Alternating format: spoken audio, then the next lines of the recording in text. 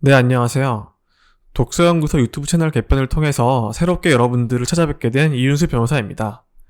앞으로 저는 여러분들과 여러 좋은 책들에 대한 이야기, 법을 중심으로 한 세상 돌아가는 이야기, 다양한 이슈나 케이스들을 중심으로 여러분들과 유익한 시간을 가져볼까 합니다.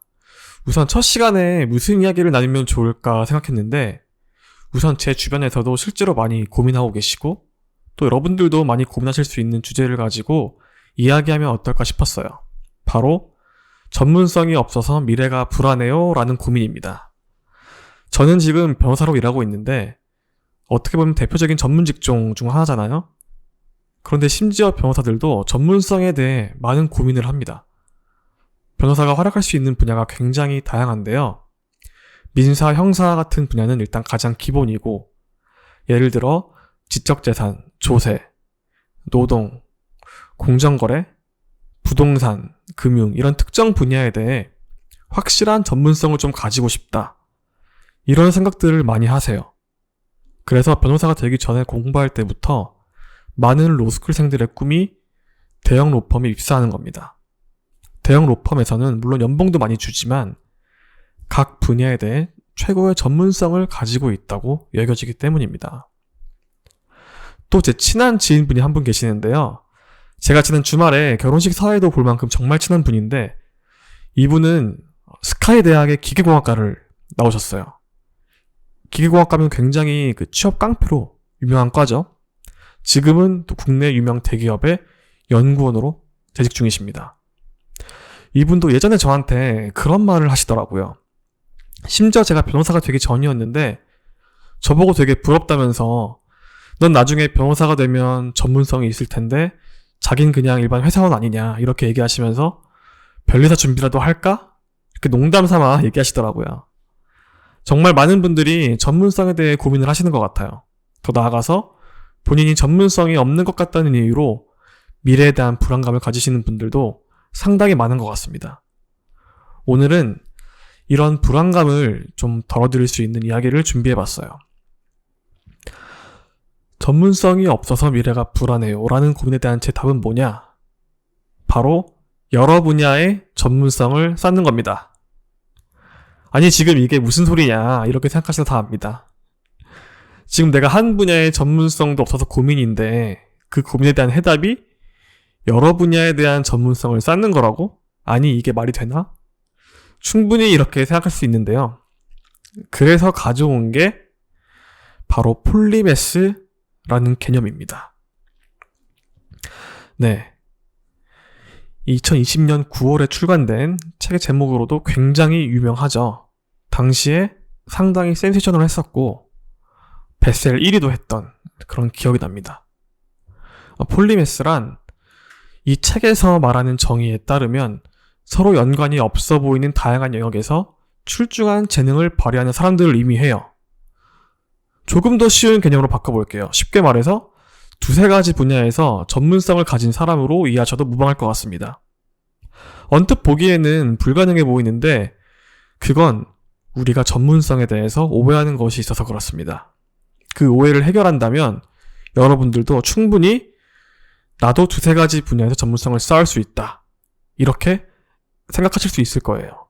그럼 이제부터 전문성에 대한 우리의 오해를 한번 살펴볼까요?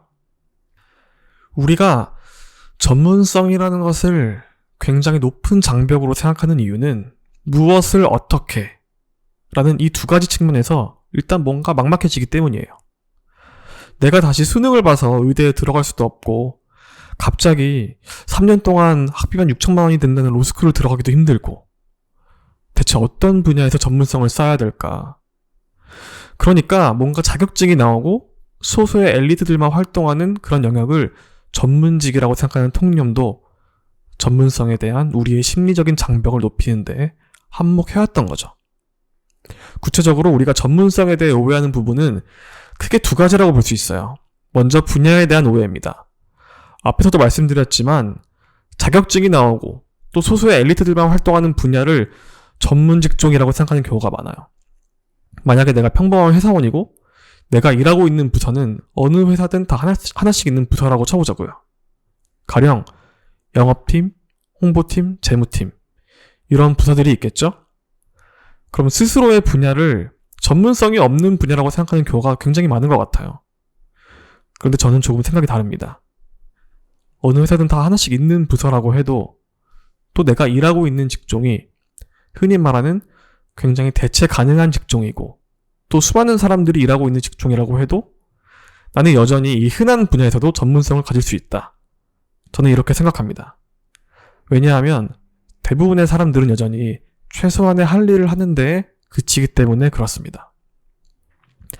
때문에 최소한의 할 일을 넘어서서 조금 능동적으로 움직이고 최선을 향해 나아가려는 사람에게는 항상 전문성을 쌓을 수 있는 기회가 열려 있다. 저는 이렇게 생각합니다.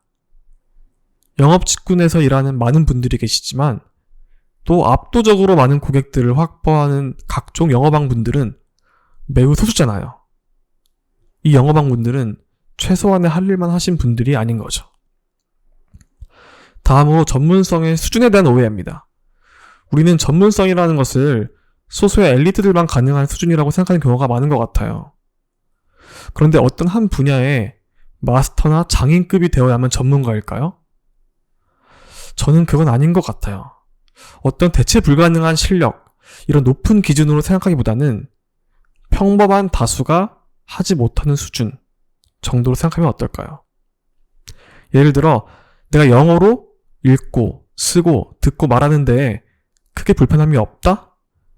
저는 그렇다면 그런 분은 영어에 대해 전문성을 가지고 있다고 생각합니다. 꼭 영문학과 교수나 영어 강사가 아니어도 그렇습니다. 왜냐? 대다수의 사람들은 여전히 영어로 읽고 쓰고 듣고 말하는 것을 편하게 할 수 없거든요. 이거 제가 만든 그래프를 한번 같이 보실까요? 바로 시간과 실력의 상관관계를 표현한 그래프입니다. X축은 시간, Y축은 실력이고요.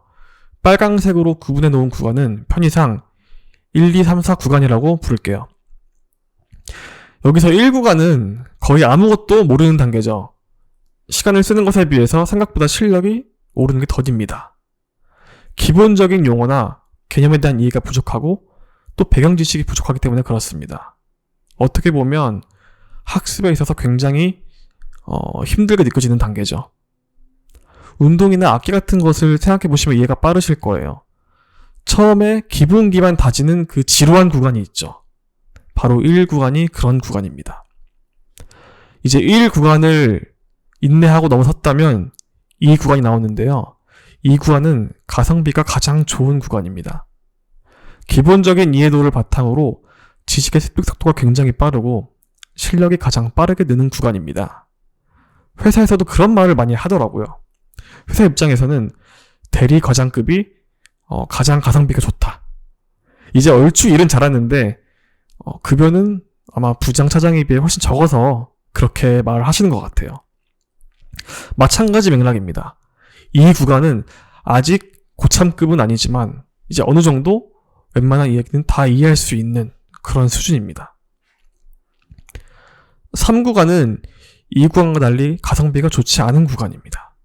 그래프를 보시면 1구간과 2구간을 더한 시간과 3구간 시간이 비슷한 걸로 나타나 있는데 그래프를 조금 잘못 그린 거고요. 실제로는 3번 구간의 시간이 훨씬 길다고 생각하시면 됩니다. 2구간을 넘기면 대체로 다들 숙련도는 높은 상태고 실력이나 전문성도 대동소이합니다. 그런데 3구간부터는 좀 상위급 전문가들의 영역이고 주로 디테일한 부분에서 승부가 갈리는 경우가 많습니다. 다음으로 마지막 4구간인데요. 4구간은 원래 처음 그래프를 그릴 때는 없었는데 갑자기 번뜩 생각나서 추가한 구간입니다. 어쩌면 이건 매우 소수의 사람들이 달성하는 소위 말해 득도의 경지일 수 있어요. 이 4구간은 무작정 노력한다고 되는 영역은 아닐 수도 있습니다. 4구간, 그러니까 득도의 경지에 이르신 분들을 보면 일단 정말 강한 소명의식 또는 직업정신은 거의 필수로 가지고 계신 것 같습니다. 이분들은 마치 자신이 이 일을 하기 위해 태어난 것처럼 그렇게 여기실 때가 많은 것 같아요. 한 예로 최근 유퀴즈에서 화제가 된 이종렬 조을사님을 말씀드리고 싶네요. 나이가 80이 넘으셨는데 작년보다 올해 더 발전하고 있다. 이렇게 느끼시는 건 정말 대단한 경지이신 거죠. 네. 학문은 끝이 없다. 이렇게 말씀도 하시고, 여기 보면 이 크리스티안 짐머만이라고 하는 굉장히 완벽주의자로 유명한 까다로운 피아니스트인데, 이분이 이 조율사님을 직접 불러서 정말 감사를 표할 만큼 정말 조율에 있어서 득도의 경지에 이르신 분이죠. 저는 여러분에게 4구간의 득도의 경지에 한번 도전해봐라, 이렇게 말씀드리고 싶진 않습니다. 이건 정말 노력의 영역을 넘어선 것일 수 있고, 정말 한 분야에 대한 강한 소명의식과 열정이 없으면 거의 힘들다고 봐야 됩니다.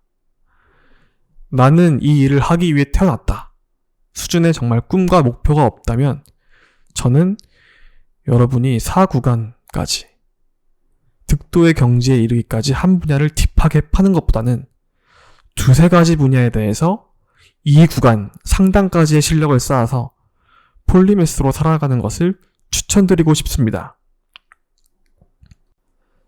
그럼 왜 내가 굳이 한 분야를 장인의 정도에 이르기까지 딥하게 파는 것보다 여러 분야에 대한 전문성을 쌓아야 되느냐?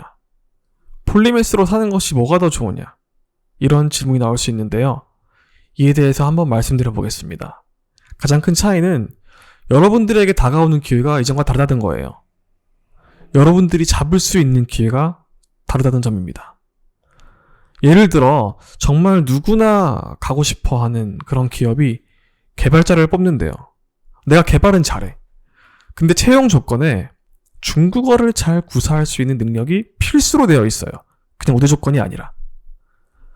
내가 개발은 정말 잘하는데 중국어를 못한다?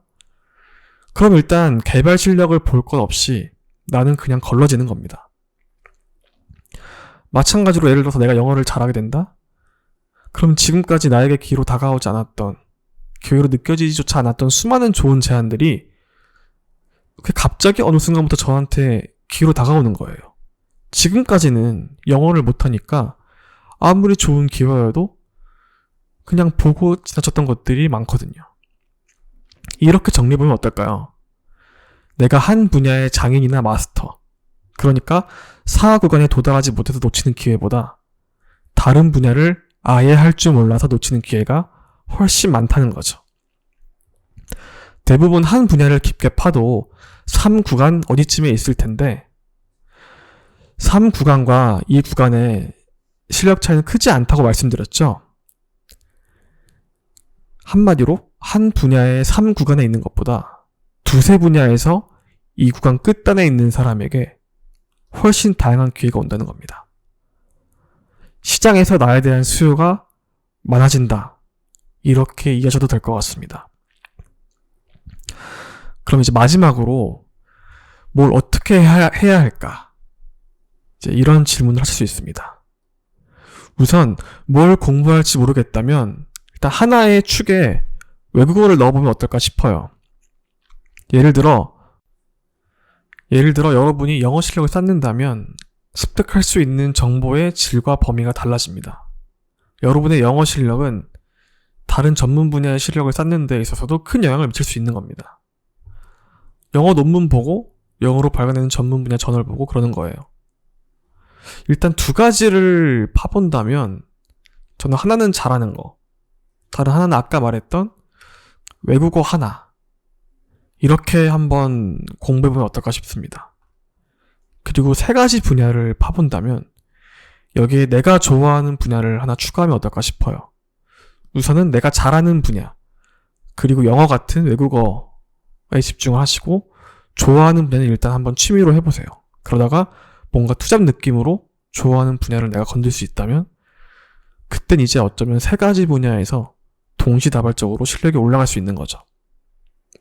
앞에서 뭘 공부할지 모르겠다에 대해 얘기했다면 그 다음으로는 방법론입니다. 일단 내가 어떤 분야를 정했다면 그 분야에 대한 개독을 추천드려요. 구체적으로는 해당 분야에 대한 약 20권에서 50권 사이의 양서를 읽는 겁니다. 처음 대여섯 권 정도는 대중서적 수준의 입문서도 가능한데 그 다음으로는 대중서적 수준으로는 조금 곤란할 수 있고 적어도 해당 분야를 전공으로 하는 대학 교재급 이상은 돼야 되지 않나 이렇게 생각을 해요.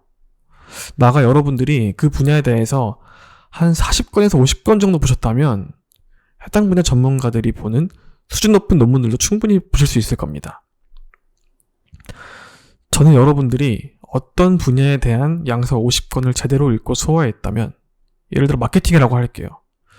여러분이 마케팅에 대한 전문서적 50건을 읽고, 물론 50건 책만 읽으시진 않겠죠. 책을 읽으면서 본업이든 부업이든 여러분이 수행하시는 마케팅 업무에 여러분이 습득한 지식들을 계속 반영시켜 나가시겠죠.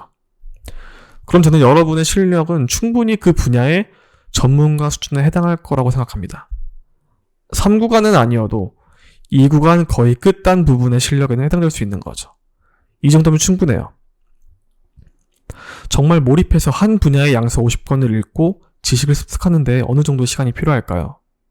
1년은 무리지만 5년 정도면 한번 도전해볼 만하지 않나요? 그러면 15년이면 여러분은 정말 3가지 분야에서 전문성을 가질 수 있는 겁니다. 여기까지 들어보시니까 또 그렇게 불가능해 보이는 건 아니죠? 자, 이제 결론입니다. 만약 내가 전문성이 없는 것 같고 미래가 불안하고 그런 분들이 계시다면 제가 오늘 말씀드린 것처럼 전문성에 대한 심적 장벽을 낮추고 폴리메스적인 삶을 지향해 보시면 어떨까 해요. 3구간 끝까지 길게 팔 필요도 없이 2구간 끝단까지만 실력을 쌓아줘도 됩니다. 그렇게 한 분야, 2분야, 3분야 실력과 전문성을 쌓아가신다면 아마 여러분에 대한 러브콜이 상당히 많이 오게 되지 않을까 그렇게 생각해 봅니다. 2-3가지 분야에 대해 2구간 끝단의 실력을 보유하고 있는 거, 이 자체가 그 누구도 가지고 있지 않은 하나의 전문성이 될 수도 있어요. 네, 이렇게 전문성이 없어서 미래가 불안해요 라는 고민에 대한 이야기를 해보았습니다. 전문성이 없어서 고민하시는 분들, 미래가 불안하신 분들이 계시다면 오늘 제가 나눈 이야기를 한번 생각해 보시고 본인만의 길을 찾아보시면 어떨까요? 다음 시간에도 유익한 이야기로 여러분들을 찾아뵙도록 하겠습니다. 감사합니다.